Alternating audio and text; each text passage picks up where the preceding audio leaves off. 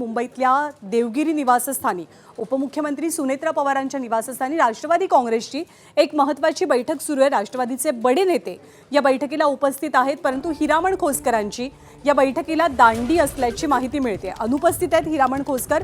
माझा सहकारी श्रीधर आणि सध्याच्या शिफ्टचा इनपुटचा इन्चार्ज आपल्या सोबत आहे। श्रीधर, राष्ट्रवादीची बैठक तर होतीये, पण या बैठकीत हिरामण खोसकर पोहोचले नसल्याचं कळतंय। कोण कोण हजर आहे, कोणी दांडी मारली आहे?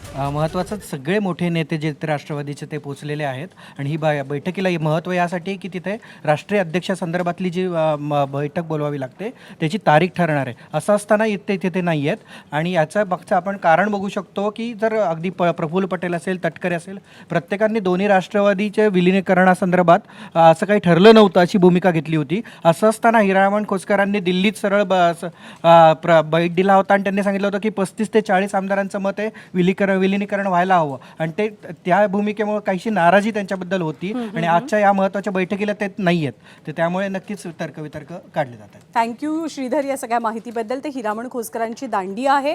राष्ट्रवादीच्या याच बैठकीमध्ये राष्ट्रीय अध्यक्षासंदर्भात तारीख ठरू शकते निवडणुकीची, असं सुद्धा कळते। अपडेट्स आपण जाणून घेणार। एबीपी माझा, उघडा डोळे बघा नीट।